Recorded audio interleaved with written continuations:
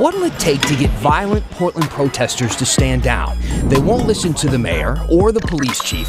How about an impassioned plea from community leaders like Terry Porter? I'm speaking out today as someone who loves Portlanders, as someone who is deeply concerned about the future of our city. And Oregon State's president is fighting to keep his new job by defending his work at the last one. Judge me by the actions you see, and judge me by the policies we set. And Ammon Bundy finds his way back into trouble 5 years after he and his buddies led an armed occupation in Oregon and got away with it. Here's the story. Ammon Bundy. What did I say? Ammon Bundy? Trying my best up here. I'm Dan Haggerty. Hi. So tonight is one of those nights where, like, every story in the first portion of the show here could have been the very lead story. So you just have to sit around for all of them, all right, and tell me what you think about them with the information you see at the bottom of your screen. Use that hashtag HeyDan on Twitter or email us at thestory@kgw.com. No time to spare. It's big story time. And it is the return of the riots. By far my least favorite of returns, with the top of my list being Jedi, King, and Mac. But nevertheless, we are back to talking about massive groups of people vandalizing our city and essentially how to make it stop. Sally emailed us and asked, "Hey Dan, can you shed some light on why Ted Wheeler, the mayor, isn't doing anything to stop the continual destruction and violence in Portland?" Well, firstly, I don't necessarily agree with that premise to say that Mayor Wheeler, who is also the police commissioner, hasn't done anything to stop the destruction and violence. The most recent example of his action would be over the weekend. The mayor endorsed that controversial kettling tactic that police used on Friday night. And while kettling sounds like the way Gen Z would try to rebrand having tea, it's actually a method used by police to catalog people at a riot. See, on Friday, when a group started marching and breaking windows downtown, instead of dispersing the crowd, they trapped them.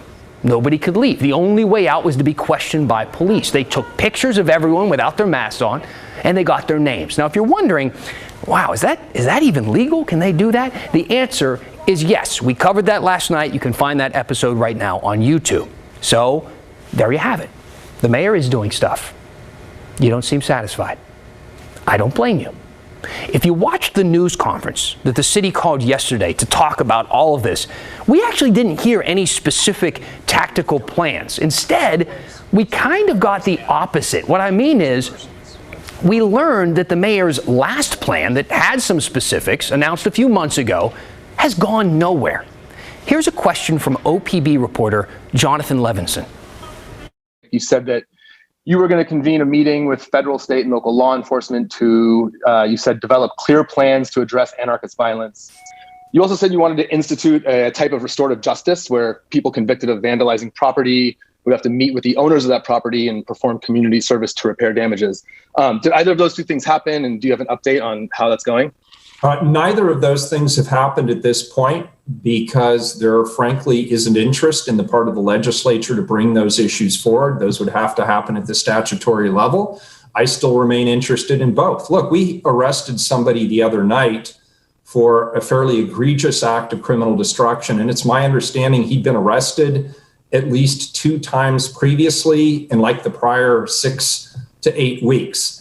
And so my viewpoint is if you are a repeat offender and you get arrested, the second time you get arrested in close proximity and the third time you get arrested in close proximity to the second, it seems to me that the charge should increase. I obviously don't control all aspects of the criminal justice system. I am the police commissioner, so I control that piece of it, but I have to work with my colleagues who have responsibility over other parts of the criminal justice system in order to get their agreement. Interesting. I found it interesting. I think a lot of people can agree with what the mayor's saying. He's saying he wants to make things happen. He's got plans, but he can't. And it's Salem's fault. Salem's fault. I don't really remember hearing that before. Not in that way. And I wanted some context. So I talked to one of my people in Salem, a political expert who we've had on the show several times before, Rebecca Tweed. You know, when I saw the mayor's press conference, I saw his comments, and I thought it was interesting that, you know, kicking the can all the way down to Salem to say we're waiting for the legislature to act isn't really what I would expect from the mayor, who's come out repeatedly saying he's concerned about these issues. But we're not quite seeing action. We're still seeing riots every day. We're still seeing protests every day that have led to violence. I think there's more work that needs to be done. He made it seem, as you said, that it was as if the lawmakers in Salem had to be the ones to kind of push that change forward. Is that accurate, or is it supposed to be kind of more heavily burdened by the mayor and other kind of local jurisdictions in this Portland area? It really should depend on it's really the responsibility of the district attorney, right? When we look at things like restorative justice, when we look at things like community service, those are decisions that are made after an arrest has happened, after all of the evidence has come in on whether a crime has been committed. Those things have to happen at a local level. There are tweaks that can be made at a statutory level. As far as, minimum sentencing or when tear gas can be used. That's one of the biggest adjustments that have been made. But those need to be conversations between the district attorneys association and the legislature, but they're really going to come from the local level first. Okay, so it's kind of what I thought there. I mean, Salem is a part of it, but it's more about the mayor and the police and the DA and perhaps most importantly, you. See, yesterday's news conference wasn't just about kettling or other tactics that police plan to use. It was also PR, in my opinion. See, they need you, the public, to embrace alternative policing tactics, or maybe even more aggressive ones, something that the community certainly didn't embrace over the summer. Yesterday, we heard from black community leaders like Blazers legend Terry Porter and others. Porter and pretty much everybody else that spoke, they pleaded to rioters to stop rioting. I'm speaking out today as someone who loves Portlanders and someone who is deeply concerned about the future of our city. Okay, look, I fully recognize the power of Porter's voice in this community, definitely, though I am doubting that many of the anarchists marching to abolish capitalism are listening. If they were, they probably would have been listening the first time around, when black business owners reacted to their businesses being vandalized by a group of mostly white people lashing out to supposedly support black lives. But again, I don't think Porter was talking to the rioters. I think he was talking to everyone else. Now, I haven't seen any recent data about how the community is feeling currently about controversial police tactics, things like kettling, but I know what I see in my inbox. And last night, I got a lot of emails like these. Greg said, I am a progressive Democrat, but I've had it with these rioters. Kettling makes perfect sense to me. Steve says, I have a bias that most police officers abuse their power, but I'm very impressed with the kettling technique you described. And Kate emailed and said, sounds like a good idea to me. I'm a progressive who has spent a lot of time in the streets for peaceful protests. I support freedom of speech, but not property damage. This must end. So this is, of course, a very complicated topic. It's something we're going to be touching on all week and probably moving forward even after that. I'm obviously making some assumptions here, okay, interpreting what I am seeing from our leaders. Let me know what you think. All right, is there something I'm not considering, an angle you think I should be considering? Email me at thestory@kgw.com or find me on Facebook or use Twitter in the hashtag HeyDan. We also got a little bit of breaking news this afternoon. Kind of made me go, what, huh? Okay, you remember that story of the false accusation that Commissioner Joanne Hardesty was involved in a hit and run? Well, that whole story got even bigger and even worse, I guess, is a better way to put it. To be very clear, it wasn't her at all. She didn't hit and run anybody. This false information came from the initial police report, apparently leaked by someone at the Portland Police Bureau. Take this to today, when Brian Hunsaker, the president of Portland's police union, resigned, apparently in connection to that false accusation. The Portland Police Association Executive Board sent out kind of a vague statement. I'll read a part of it to you right now. They said, over the last 24 hours, we learned that Portland Police Association President Brian Hunsaker made a serious, isolated mistake related to the Police Bureau's investigation into the alleged hit and run by Commissioner Hardesty. We apologize to Commissioner Hardesty for that mistake and will be reaching out to meet with her personally. So the statement doesn't really have any specifics. It doesn't say exactly what that mistake was. We did reach out and try to get some clarification. We'll let you know what we find out. Meanwhile, Mayor Ted Wheeler also released a statement basically saying, as police commissioner, he'd also like to know what that mistake was. And he has called now for an internal investigation. And again, we can't say this enough. Commissioner Hardesty was completely cleared. It was not her involved in a hit and run. And apparently she and her staff had no idea any of this was coming and learned about it when we did. And in a statement, she said, Mayor Wheeler and I agreed that the scope of the impending outside investigation into the Portland Police Bureau will not only get to the bottom of this specific politically motivated leak, but will also look into potential political and racial bias, as well as potential ties to white supremacists within the Portland Police Bureau. Now, PPB confirms that Hunsaker is still employed right now by the Police Bureau. He actually took over for the last PPA president, Daryl Turner, in November, who coincidentally will be the person who replaces Hunsaker. So Daryl Turner is back in the job, returning as the union's executive director. I know what you're thinking. You're like, Dan, can we just go to commercial, catch our breath here for just a minute? But there's no time for that, because we have another update for you on a story about Oregon State University's new president. Now, here's a little backstory if you don't know. There's been a lot of news happening lately, so here's this one. Investigations have found that both Alexander, the president, and his former school, Louisiana State University, apparently they didn't do enough to fight sexual violence or harassment on campus, notably from football players and head coach Les Miles himself. It is a huge mess. It's a massive story, as you can tell. But it was so big that OSU's Board of Trustees and their Senate faculty are both meeting this week to decide what to do now about their new president. And ahead of that, the president sat down at his computer, logged onto a live stream, and answered their questions. Here's Maggie Vespa.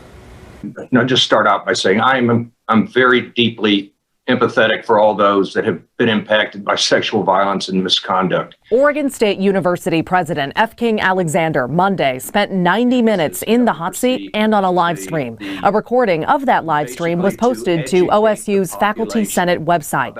Alexander answered questions from the Senate president and faculty members. Today's forum will be used as a basis for discussion and debate about a course of action by the Senate on Thursday at a special session. The topic, Alexander's last job at Louisiana State University, where he served as president from 2013 to 2020 before coming to Oregon State.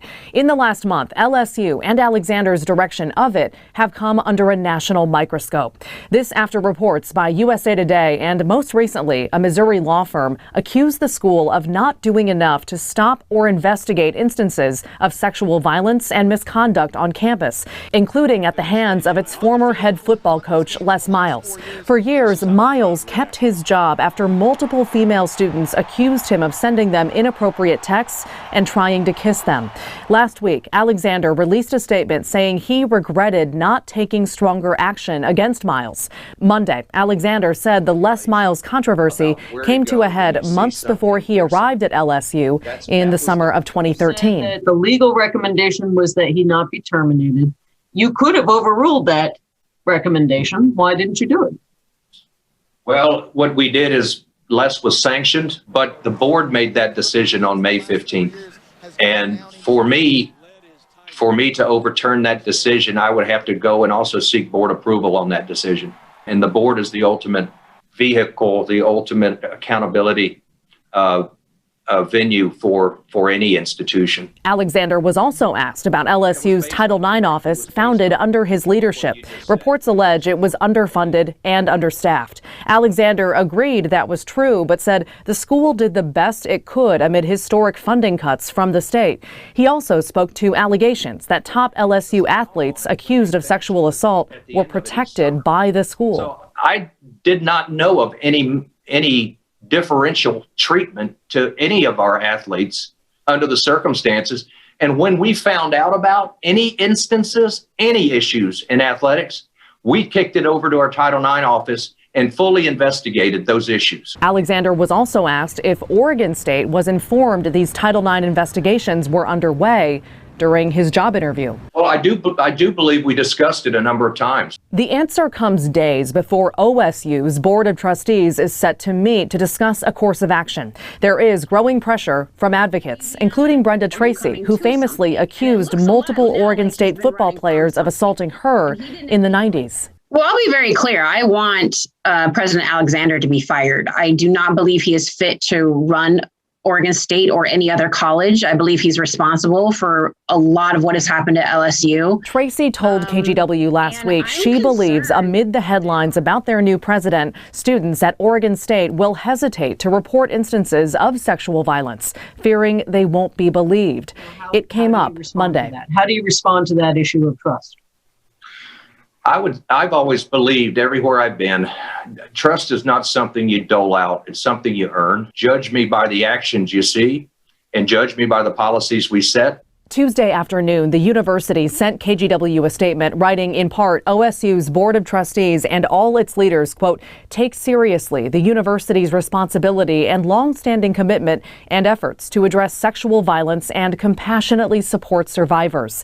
They added, our hearts go out to all who have suffered and we pledge them our support. Maggie Vespa, KGW News. From armed occupier to anti-mask protester, Ammon Bundy picked up a new cause and wound up back in jail. And hey, remember those $500 cash cards that never showed up? Well, when Kyle Aboshi does a story, he gets results. Well, welcome back. If you have any thoughts, any questions, complaints, it can be about anything. It can be about my hair. I get a lot about that. We want to hear them. Your suggestions drive our coverage and what hair product I use. So hit me up any of the ways you see at the bottom of your screen. Use that hashtag #HeyDan. Now, as journalists, it's nice, we love it, when we can identify a problem and then get it fixed. It doesn't always happen. Okay, but when it does, we like to follow up and tell you about it. See, last week, Kyle Aboshi told us all about some $500 cash cards that were intended to go to people and help them pay for really important things like food and rent and things like that, but those cards never arrived. Well, after our story, guess what started showing up in their mailbox? First, let me get you up to speed. Last year, the city of Portland, along with community groups, gave out 29,000 cash cards for things like food, rent, medicine, and other expenses.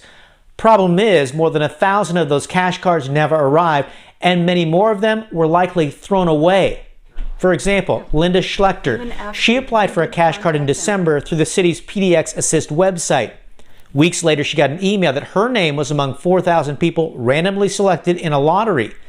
The cash card was supposed to arrive 6 weeks later, but never did. The city admits nearly 1,000 cash cards were likely misaddressed and returned to the bank. On top of that, other cash cards were accidentally thrown out when they arrived in mailboxes because there was nothing explaining what they were. One guy cut it up. He thought it was junk mail. So here's the update. Linda, she finally got her card after we put her in touch with the city, and many others came to realize that cash card wasn't junk mail. I guess I got a card and I didn't know it. I went through my junk mail and I got it about 3 weeks ago and blew it off because I thought it was like from unemployment, a new card. Didn't really think much of it.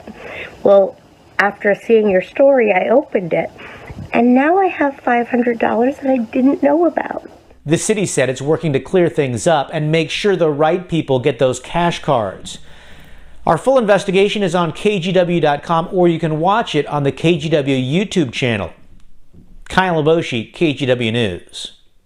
Now let's go to a subject that we have spent actually a considerable amount of time here on this story. The state of the pandemic in Oregon prisons. About 1 in 4 inmates in Oregon has tested positive for COVID-19. Our state is one of the worst in the country when it comes to the rate of COVID deaths in our prisons. And it took a judge's order just to make those inmates eligible for vaccines. And it's going to bring us to a story we think is worth your time. See, Street Roots has a special report called The Expendables. It published the names of the men who died from COVID in Oregon prisons, all 42 of them. The Department of Corrections doesn't release those names, so this was a pretty big project. There are in-depth profiles in this reporting. Some of those people, they were serving life in prison. Some were set to be released in the next few years. The authors write, our intention in naming these prisoners is to illuminate the humanity that exists behind the anonymous COVID-19 death reports released by the state. We know this is a controversial subject, of course, but we do think this read is worth your time, and you can find it on the Street Roots website, streetroots.org. Ammon Bundy is back in the news this week. You remember him, right? The Bundy family, pretty well-known anti-government extremists. There was a big standoff at their Nevada ranch in 2014. Then Ammon and his brother, Ryan, led the occupation of the Malheur Wildlife Refuge in eastern Oregon back in 2016. He's stirring up trouble again, this time in Idaho. He was arrested for missing a court date. Well, he did actually show up for the court date, technically, but he wouldn't go inside the courthouse because he didn't want to wear a mask. Because, you know, that's still a thing that people are arguing about. After all, it's a pandemic, but who cares? And Ammon Bundy doesn't wear masks. You got it? Government oppression is what he says. So he and another guy, they stood outside, they refused to put the masks on, and they missed their hearings. And as you might know, skipping a court hearing, well, they don't like that. In fact, it's a crime. So Bundy and his pal were promptly arrested by deputies. Not hard to find them since, again, they were right outside the courthouse. Probably the only people not wearing masks. Anyway, this got their supporters all riled up. A couple of them tried to fight the deputies. Also, bad idea. They were arrested as well. This all stems from a minor trespassing charge back in August, which kind of feels like it would have been easier to just deal with that. But Bundy refused to leave a committee room at the Idaho State House during a special session, and that's what got him in trouble in the first place. And this is a good one. He refused to get out of his chair to keep troopers from arresting him. So instead, they wheeled, and that picture is amazing. They wheeled him right out of the building. But to put it bluntly, this guy's pretty good at getting himself out of legal trouble. So let's dive into the KGW vault to the last time Ammon Bundy was in a Portland courtroom, the day he was acquitted for taking over the Malheur Wildlife Refuge. Here's Mike Benner's report from 2016. Ammon Bundy is not guilty! Jeff Banta, not guilty! Excitement on the front steps of the federal courthouse. Supporters of the 7 co-defendants in the Malheur occupation trial beyond thrilled with the not guilty verdicts. We won! But somehow this crowd still feels defeated over what happened after the judge read the verdicts. It's unreal. How can they do that? It's not. This is not justice. This is a mob. It's a mob rule. Mob rule is how co-defendant Shauna Cox describes what happened to one of Ammon Bundy's attorneys. Marcus Mumford is his name. He argued that Bundy should be allowed to walk, but Judge Anna Brown said no, since Bundy is still facing charges in Nevada. The two got into a heated exchange when close to a dozen U.S. Marshals rushed in. They tackled Mumford, even tased him. At least one computer went flying. Papers went flying. A table was overturned. Cameras aren't allowed in the federal courthouse, but I can tell you it was complete mayhem, although Mumford didn't seem fazed by it one bit. We spoke with him after he was released from custody. I grew up on a dairy farm, so am I used to some rough treatment? Sure. Even more stunning is the chaos in court, the verdict itself. Many had considered this a slam dunk case for the prosecution. After all, the takeover of the wildlife refuge had played out on live TV and on the internet. But in the end, the jury said no to conspiracy, to theft, and other charges. Bundy's attorney points to his client's testimony. They believed him when he said it was not my intent to engage in the kind of illegal conduct that I'm accused of.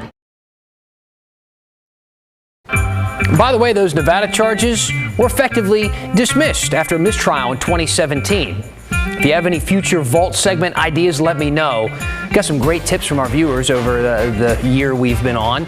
So let us know. Keep them coming. And I'm going to go through some emails and comments next. I'll read a few of them, maybe from you. If you got a thought burning in your brain, get it to me. You have about 2 minutes. See you in a bit. A lot of people want us to talk to the district attorney's office as we continue to discuss the riots in downtown and police tactics and kind of what's happening with people who have been arrested multiple times for kind of what would be the impression of minor infractions, things like that. So we are reaching out to the district attorney's office. We've been in communication with them over email. We're trying to line up something for a little later this week, so stay tuned. We were also mentioning how the mayor kind of passed the buck to Salem, the state legislature. Because I got something from Carol Smith. She says, please stop saying Salem is the problem when you mean the state legislature. There are 159,000 fine folks that live in our community that do not appreciate being blamed for Portland's problems with state lawmakers. They capitalized, are not us. Stop blaming us on your show. Okay. You got it, Carol. No problem. I'll stop. Jeez. If you have any more questions, I want to keep the conversation going, so please help us do that. Use that hashtag HeyDan. That's the story for tonight. See you back here for Wednesday.